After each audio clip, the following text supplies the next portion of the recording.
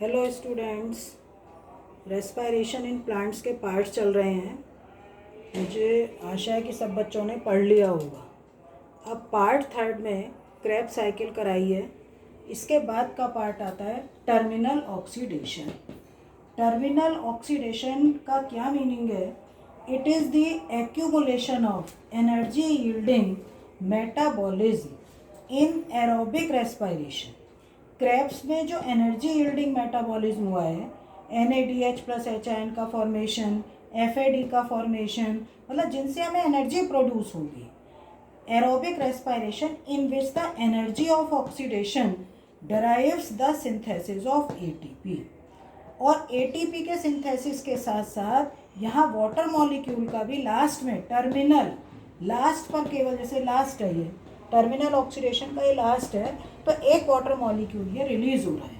तो यहाँ पर तुम इसमें क्या प्रोसेस है, अभी मैंने तुमसे कहा एनर्जी यील्डिंग मेटाबॉलिज्म, तो NADH plus HIN reversible reaction है, NAD plus plus 2HIN plus 2 electron, तो ये दोनों कहाँ जाएंगे? ETS में, तभी तो ये एनर्जी यील्डिंग प्रोसेस हो गई। सेम FADH2 भी है, FADH2 से FAD 2HIN plus 2 electron. Last process क्या होगी? 2 hydrogen plus 2 electron half O2 mitochondria के मैट्रिक्स से आएगा और क्या बनेगा? Water molecule. तो ये पूरी एक टर्मिनल ऑक्सीडेशन जो है इलेक्ट्रॉन ट्रांसपोर्ट सिस्टम का एक तरीके से समरी समझ लो, क्योंकि इसके भी 2 प्रोसेसेस हैं।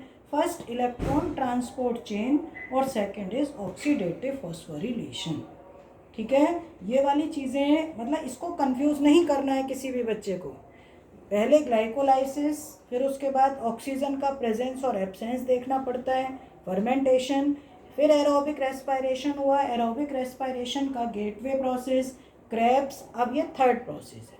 तो थर्ड में पहले आता है टर्मिनल ऑक्सीडेशन, जिसमें कि energy yielding metabolism aerobic respiration में जो प्रोसेस हो रही है, ATP का सिंथेसिस और वाटर मॉलिक्यूल, तो इसीलिए इसके 2 स्टेप हैं, electron transport chain and oxidative phosphorylation.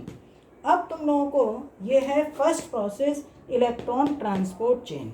मैं बहुत पहले भी तुम लोगों को बता चुकी हूँ कि ये मान लिया माइटोकॉन्ड्रिया का डायग्राम है ये,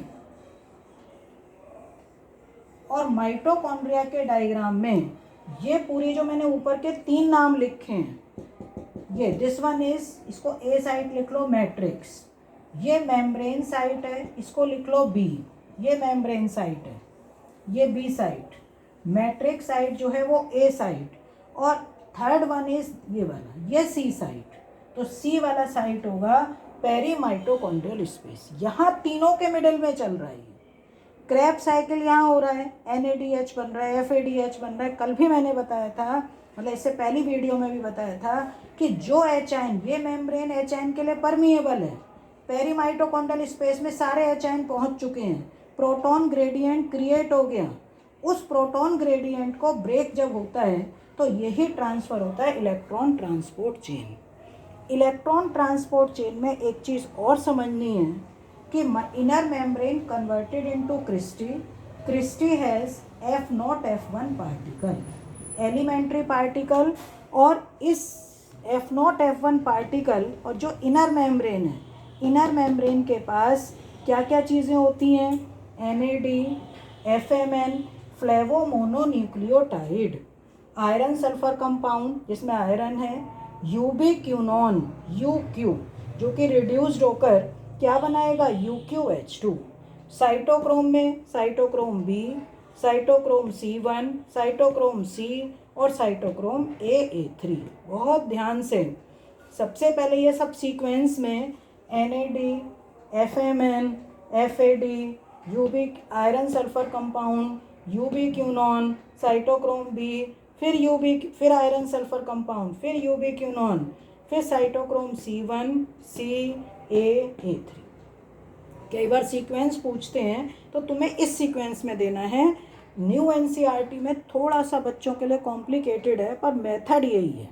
तो 3 टाइप मैंने लिए हैं, 3 side, matrix, inner mitochondrial membrane, peri mitochondrial space. From Krebs cycle से सबसे पहले NADH प्लस HIN ये आए, और NADH प्लस HN से ये कन्वर्ट हो गया NAD में, ये NAD में तो 2HN निकल गए, सॉरी हाँ ये 2H लिखो, 2 FAD प्लस यहाँ पर लिख दोगे NAD प्लस, ये 2H निकले, इसको ले लेगा FMN ये, और FMN लेके ये बनाएगा FMNH2, ये FMNH2 से फिर FMN बनेगा तो 2HN ये रिलीज होंगे, 2H केवल, H आयन नहीं। अब ये प्रोटॉन और इलेक्ट्रॉन में कन्वर्ट हुआ, प्रोटॉन बाहर आए, यहीं पर, यहाँ हम डायग्राम में दिखाते नहीं हैं, यहाँ F0 F1 पार्टिकल है तो एक स्टेप पर ATP का सिंथेसिस यहाँ होगा।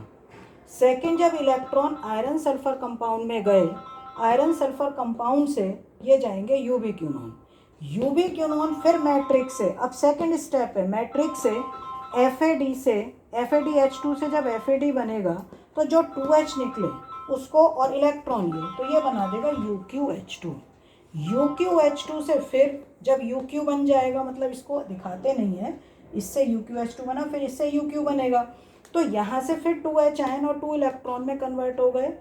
H आयन के बाद, अब ये H आयन जो है साइटोक्रोम B के बाद फिर F0 F1 पार्टिकल होगा तो एक ATP का सिंथेसिस यहाँ होगा। बहुत ध्यान से एक ATP का सिंथेसिस लर्न करना है, NAD के बाद, मतलब जो FMN है इसके बाद, एक साइटोक्रोम B के बाद, तो साइटोक्रोम इलेक्ट्रॉन साइटोक्रोम B से फिर आयरन सल्फर कंपाउंड, फिर और हाइड्रोजन जो होंगे वो मैट्रिक्स से फिर आएंगे, UQ लेगा UQH2, 2 hydrogen ion plus 2 electron cytochrome C1 इसको पहुंचाएगा साइटोक्रोम A और A3 में, बीच का जो पैसेज पड़ेगा जिसमें से होकर ये जाएंगे C में कोई पार्टिसिपेशन नहीं है, C का केवल एक बीच का पैसेज है जिसमें से ये कैरी करेगा कि इसमें से होकर निकलना ही पड़ेगा और कोई रास्ता ही नहीं है, तो इसमें से होकर ये जाएगा ही जाएगा। इसके बाद सबसे लास्ट में एक ATP का मॉलिक्यूल बनेगा साइटोक्रोम A और A3, अब इलेक्ट्रॉन तो आ गए इसके, और मैट्रिक्स से हाफ O2 और प्रोटॉन आए मैट्रिक्स से, तो क्या बन गया वाटर मॉलिक्यूल। ये सब बच्चों को थोड़ा सा कॉम्प्लिकेटेड लगता है, पर तुम इसको बिल्कुल सीधे वे में समझो, बहुत इजीली फॉर्म में मैंने बताया है, और एक ATP का फॉर्मेशन यहाँ होगा, ATP मतलब ATP का फॉर्मेशन होगा ADP प्लस P यहाँ पर, तो 3 molecule, 1 molecule, 2 molecule and 3 molecule, ये 3 मॉलिक्यूल का फॉर्मेशन हुआ है। तो ये है हमारा इलेक्ट्रॉन ट्रांसपोर्ट चेन, ठीक है। अब इसको बहुत, मतलब सीक्वेंस कुछ नहीं है, ये मैट्रिक्स साइड में जो बन रहे हैं वो जब इनर मेम्ब्रेन में जाएंगे तो इनर मेम्ब्रेन में कैरी करने वाले सारी चीज़ें मैंने तुम्हें बताया था, सब cytochrome, electron carrier molecule, hydrogen acceptor सब यहीं पर है, और ये पेरीमाइटोकॉन्ड्रियल स्पेस, तो पेरीमाइटोकॉन्ड्रियल स्पेस में जैसे जैसे एच आयन बढ़ते रहते हैं वहाँ पर F0 F1 पार्टिकल होंगे, वो इसको लेकर ATP का सिंथेसिस, जहाँ ATP है इसका मतलब यहाँ F0 F1 particle ATP synthetase enzyme होगा तीनों स्टेप पर। तो इसमें ये 3 ATP का फॉर्मेशन, 2 H आयन जब एंटर करेंगे तो उससे 3 ATP का फॉर्मेशन, ठीक है। तो यहाँ पर इलेक्ट्रॉन ट्रांसपोर्ट चेन, नेक्स्ट जो प्रोसेस होगी ऑक्सीडेटिव फॉस्फोरिलेशन, वो नेक्स्ट वीडियो में। तो इतना ये सब समझ लेना अच्छी तरीके से, और किसी को भी अगर डाउट्स हो तो कमेंट बॉक्स में डालना, ठीक है बेटा। Thank you.